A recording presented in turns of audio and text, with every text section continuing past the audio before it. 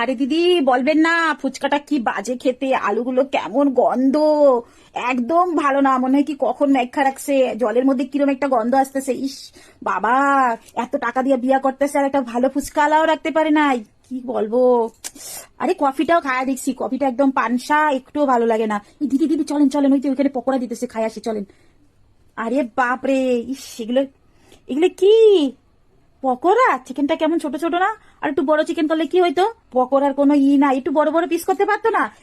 দিদি দিদি, বউয়ের গলায় দেখছেন ছোট্ট একটা নেকলেস? বাবা, এরা নাকি সরকারি চাকরি করে, ছেলে সরকারি চাকরি করে, মা সরকারি চাকরি করে, বাবা সরকারি চাকরি করে, একটা বউরে গলায় বড় নেকলেসও দিতে পারে না?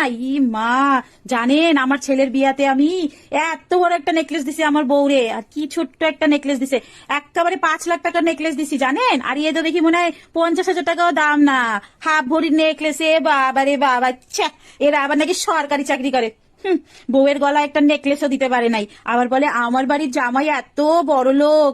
আবার আইসা নিমন্ত্রণ কইরা যায়, তখন বলে কেমন এদা ছে ছে ছে ছে। আরে আরে, বিয়াতে কি রান্না করছে, খাসির মাংস না মুরগির ঝোল? মুরগির ঝোল, বাবারে বাবারে।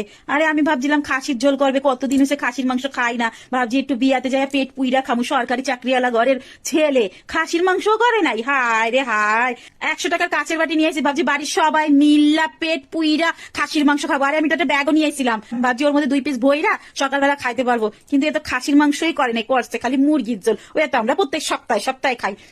বিয়াতে 100 টাকাই আমার জলে গেল, ভাবছি খাসির মাংস খামার করছে মুরগির মাংস। ভিডিওটা ফানি, কিন্তু এটাই হচ্ছে আমাদের সমাজের নিয়ম।